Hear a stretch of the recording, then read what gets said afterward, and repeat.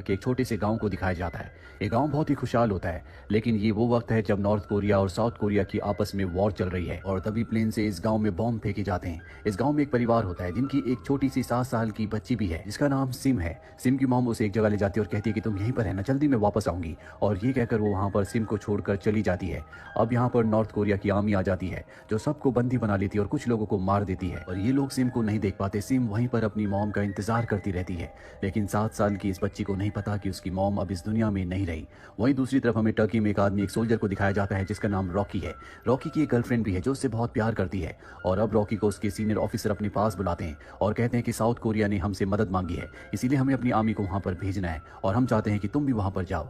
और अब रॉकी को वहां जाना होगा। हालांकि उसकी गर्लफ्रेंड ऐसा नहीं चाहती और वो उसे समझाता है कि हमारे देश को हमारी जरूरत है और हमारे देश की जरूरत है साउथ कोरिया को। और अगली सुबह वो अपनी बटालियन के साथ साउथ कोरिया के लिए निकल पड़ता है। ये दरअसल समंदर का सफर करके साउथ कोरिया पहुंचेंगे और जब ये अपने रूम में होते हैं तभी उसके रूम में बहुत सारी चींटियां आ जाती हैं। लेकिन रॉकी उन चींटियों को नहीं मारता बल्कि उन्हें खाना देता है और यहाँ हमें पता चलता है कि रॉकी एक रहमदिल इंसान है। कभी वो जंग के फेवर में नहीं है, लेकिन अब क्योंकि उसके देश ने उसे जंग पर भेजा है तो उसे जंग लड़नी होगी। अगली सुबह इनका शिप साउथ कोरिया पहुंच जाता है जहां पर सब इनका स्वागत करते हैं। साउथ कोरिया में इन्हें बताया जाता है कि नॉर्थ कोरिया जबरदस्ती इनके बॉर्डर के अंदर घुसता जा रहा है, वो उनके ऊपर हमला कर रहा है। इसीलिए साउथ कोरिया को अपने देश को बचाने के लिए दूसरे देश की आर्मी की हेल्प की जरूरत है और अब ये सब के सब अपनी अपनी बटालियन के साथ अपने अपने ग्रुप के साथ बॉर्डर्स की तरफ निकल पड़ते हैं। रास्ते में दिखाया जाता है जहां पर नॉर्थ कोरिया ने हर जगह तबाही मचा रखी होती है, लोग बेघर हो गए होते हैं। अब लगातार आगे बढ़ने के बाद एक जगह सब के सब रुकते हैं जहां पर रॉकी का दोस्त उसका साथियों से बताता है कि अमेरिका से अभी खबर आई है, जल्द ये जंग खत्म होने वाली है और हम सब के सब अपने घर जल्दी वापस चले जाएंगे। और तभी यहाँ पर नॉर्थ कोरिया के जहाज इनके ऊपर हमला कर देते हैं जिससे यहाँ बहुत तबाही होती है। इनका कम्युनिकेशन सिस्टम पूरी तरह से तबाह हो जाता है, जिसका मतलब ये है कि ये यहाँ से किसी से भी कांटेक्ट नहीं कर सकते। साथ ही बहुत सारे सोल्जर्स भी मारे जाते हैं और रॉकी किसी तरह से अपने 2 साथियों के साथ बचकर यहाँ से निकल जाता है। ये जीप से अब शहर की तरफ जा रहे हैं ताकि अपने सीनियर से कांटेक्ट कर सकें, पर इससे पहले कि शहर तक पहुंचते एक बार फिर से नॉर्थ कोरिया के कुछ सोल्जर्स इनके ऊपर हमला कर देते हैं। लेकिन ये कई सोल्जर्स को मारकर अपना सफर अब पैदल ही आगे तय करते हैं और जब ये लगातार आगे बढ़ रहे होते हैं तभी ये उस गांव तक पहुंच जाते हैं जिस गांव के ऊपर इस कहानी की शुरुआत में नॉर्थ कोरिया ने हमला किया था, जहां पर 7 साल की बच्ची सिम है। वो अब भी अपनी मॉम की बॉडी के सामने बैठकर रो रही होती है। रॉकी उसे देखता है तो समझ जाता है कि उसका परिवार अब इस दुनिया में नहीं रहा। वो अपना हाथ उसकी तरफ बढ़ाता है और सिम उसके गले से लग जाती है। इसके बाद रॉकी उस 7 साल की बच्ची सिम को अपने साथ अपने कैंप में ले आता है, जहां पर उसका साथी पूछता है क्या ये साउथ कोरिया की है या फिर नॉर्थ कोरिया की। रॉकी कहता है कि इस बात से हमें कोई फर्क नहीं पड़ना चाहिए, ये सिर्फ एक मासूम बच्ची है। वहीं हमें रॉकी की कंट्री टर्की में दिखाया जाता है जहां पर उसकी गर्लफ्रेंड न्यूज़पेपर पढ़ती है जिसमें ये न्यूज़ होती है कि नॉर्थ कोरिया और साउथ कोरिया की जंग खत्म हो चुकी है और जितने भी सोल्जर्स यहाँ से साउथ कोरिया गए हैं वो जल्द से जल्द वापस आ जाएंगे। ये खबर पढ़ने के बाद उसे तसल्ली होती है, लेकिन सच्चाई कुछ और ही है। अभी भी नॉर्थ कोरिया साउथ कोरिया के ऊपर हमला कर रहा होता है।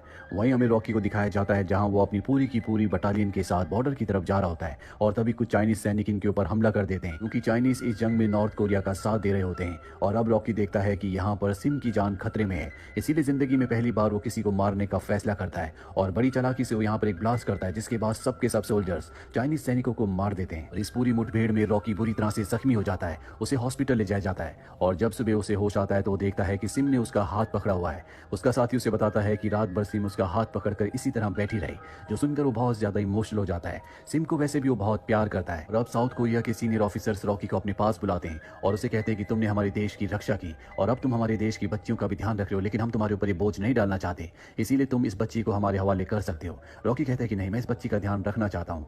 साथ ही रॉकी को यह भी बताया जाता है कि उसे और उसके साथियों को 6 दिनों के बाद बहादुरी का मेडल दिया जाएगा, लेकिन उस दिन तुम इस बच्ची को अपने साथ मत लेकर आना। रॉकी इस बात के लिए राजी हो जाता है। अब वो दिन आ जाता है जब इन सबको बहादुरी का मेडल दिया जाना है और जब सबको बहादुरी का मेडल दिया जा रहा होता है तो सिम भी वहां पर आ जाती है। हालांकि रॉकी उसे अपने दोस्त के पास छोड़ कर आया था, पर वो रॉकी की गाड़ी में छुप कर यहाँ तक आ गई होती है और अब वो रॉकी के पास आती है। और जब साउथ कोरिया के सीनियर ऑफिसर से देखते हैं कि वो बच्ची रॉकी से कितना प्यार करती है तो ये सब तय करते हैं कि जब तक उसका कोई भी गार्डियन नहीं मिल जाता रॉकी के पास वो बच्ची रह सकती है। और अब जैसे जैसे दिन बीतते हैं सिम और रॉकी एक दूसरे के बहुत करीब आ जाते हैं। सिम रॉकी को अपना पिता मानती है, साथ ही रॉकी के साथ जितने भी सोल्जर्स होते हैं वो सब सिम से बहुत प्यार करते हैं। जंग के इस माहौल में सिम की वजह से इन सबको खुशियों का एहसास होता है। और अब एक दिन रॉकी का साथी उसे बताता है कि पास ही के कुछ गांव के लोग ये क्लेम कर रहे हैं कि सिम उनकी रिलेटिव है, वो सिम को लेने के लिए यहाँ पर आने वाले हैं। रॉकी कहता है कि तुम ये बात किसी को मत बताना, सबसे पहले मैं खुद इन्वेस्टिगेट करना चाहूंगा। और वो उस जगह जाता है जहाँ पर सिम के रिलेटिव है, लेकिन ये दुश्मन की चाल होती है, इसीलिए रॉकी को वहाँ पकड़ लिया जाता है। लेकिन ये बात रॉकी के साथी अली को पता चल जाती है, इसीलिए वो अपने साथ के एक सोल्जर के साथ रॉकी को बचाने के लिए उस जगह पहुंच जाता है और किसी तरह से रॉकी को बचा के वहां से ले आते हैं। और अगले दिन ही अली अली की ड्यूटी करते हुए गोली लगने से मृत्यु हो जाती है। दुश्मनों ने उसके ऊपर हमला किया था। उसकी मौत से रॉकी पूरी तरह से टूट जाता है, क्योंकि बचपन से दोनों साथ ही पले बड़े थे, एक साथ इन्होंने पढ़ाई की थी, पर अब उसने अपने साथी अली को खो दिया है। उसकी मौत से वो बहुत ज़्यादा दुखी हो जाता है। धीरे धीरे वक्त बीता और आज इन सब को साउथ कोरिया में पूरा 1 साल हो चुका है। 1 साल के बाद जंग पूरी तरह से खत्म हो चुकी है, इसीलिए सबको घर भेजा जा रहा है। पर रॉकी तय करता है कि वो यहीं रहेगा, क्योंकि अगर वो टर्की वापस गया तो उसे यहाँ पर सिम को छोड़ना होगा, और वो ऐसा नहीं चाहता। अब रॉकी के सभी साथी यहाँ से चले जाते हैं, लेकिन वो सिम के लिए यहाँ पर रुक जाता है। रॉकी के वापस ना आने से उसके माता पिता और साथ ही उसकी गर्लफ्रेंड बहुत ज्यादा दुखी होते हैं, लेकिन रॉकी अपने फर्ज को नहीं छोड़ना चाहता। यहाँ पर टर्की की अब एक नई टीम आती है। इसके बाद रॉकी अपने सीनियर से कहता है कि मैं सिम को अपने साथ टर्की ले जाना चाहता हूँ, लेकिन उसके सीनियर्स कहते हैं कि तुम्हें आर्मी के रूल्स को मानना होगा। जब तक तुम आर्मी में हो तुम ऐसा नहीं कर सकते। कुछ दिनों के बाद यहाँ पर एनजीओ वाले आते हैं जो सिम को अपने पास रखना चाहते हैं, उसे पढ़ाना चाहते हैं। रॉकी कहता है कि मुझे इसके लिए कुछ वक्त चाहिए, मैं उसे समझाऊंगा और खुद उसे वहां पर छोड़ने आऊंगा। कुछ दिनों के बाद वो सिम को अपने साथ उस जगह उस एनजीओ में ले जाता है जहां पर और भी बच्चे पढ़ते हैं। रॉकी सिम को समझाता है कि अब तुम्हें पढ़ने के लिए यहाँ पर रहना होगा, और वो उसे उस जगह छोड़कर जाने लगता है। पर जब वो वहां से जा रहा होता है तभी सिम पीछे से भागते हुए आती है और उसके गले लग जाती है, क्योंकि सिम उसे अपना पिता मानती है, वो उसके बिना नहीं रह सकती। साथ ही रॉकी भी उससे बहुत प्यार करता है। वो सिम से कहता है कि मैं वादा करता हूँ कि तुम्हें मैं अपने साथ ले जाऊंगा, और वो उसे एनजीओ से वापस ले आता है। जिसके बाद वो एक बहुत बड़ा बॉक्स बनाता है और तय करता है कि इसके अंदर वो छुपा कर सिम को टर्की ले जाएगा। और जब वो अपना बैग लेकर शिप के पास जाता है तो वहां पर जो ऑफिसर्स होते हैं उन्हें उस पर शक हो जाता है। उसके बैग की चेकिंग ली जाती है जिसके अंदर सिम होती है, और अब उसे उसके सीनियर्स बुलाते हैं। हालांकि उसे कोई सजा तो नहीं होती, लेकिन उसे कहा जाता है कि अब तुम्हें टर्की वापस चले जाना चाहिए। ओकी कहता है कि मैं सिम के बिना वापस नहीं जा सकता। उसका सीनियर उसे समझाता है कि फिलहाल के लिए तुम चले जाओ, कुछ सालों के बाद तुम वापस आना और सिम को अपने साथ ले जाना। और अब रॉकी समझ जाता है कि उसके पास कोई भी रास्ता नहीं है, इसीलिए वो टर्की वापस जाने का फैसला कर लेता है और शिप के पास वो सिम से वादा करता है कि वो वापस उसे लेने जरूर आएगा। सिम को कुछ भी समझ नहीं आ रहा होता, उसकी आंखों में सिर्फ आंसू होते हैं। और अब रॉकी वहां से टर्की वापस आ जाता है। जाने के बाद उसे पता चलता है कि उसकी गर्लफ्रेंड की एंगेजमेंट हो चुकी है। वो उसे मिलने के लिए चाहता है और इसका कारण पूछता है। उसकी गर्लफ्रेंड कहती है कि तुमने कभी मेरी परवाह नहीं की, उस बच्ची की वजह से तुम वापस नहीं आए, इसीलिए मैंने अब सगाई कर ली है।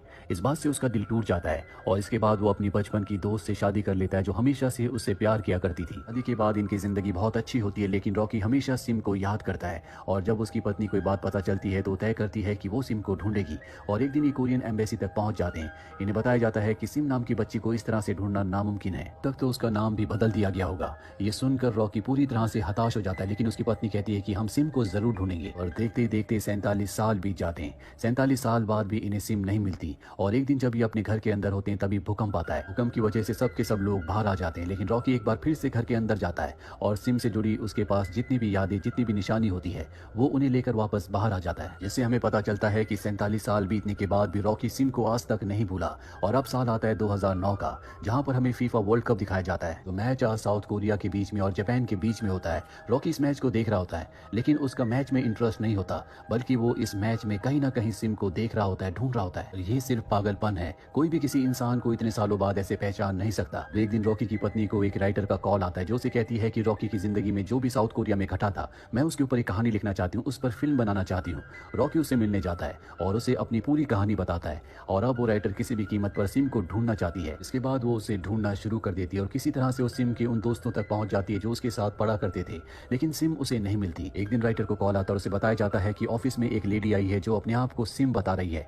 और जब राइटर उसके पास जाती है और उसे वो फोटोज दिखाती है जो रॉकी ने उसे दी थी, उन फोटोज को देखकर उसकी आंखों में आंसू आ जाते हैं। दरअसल वो भी आज तक अपने पिता को यानी कि रॉकी को नहीं भूली। इसके बाद ये बात रॉकी को बताई जाती है और ये साल होता है 2010 का। आज 60 सालों के बाद एक बार फिर से रॉकी साउथ कोरिया है। वो इस जगह को देखकर पूरी तरह से हैरान हो जाता है, क्योंकि साउथ कोरिया पूरी तरह से बदल चुका होता है।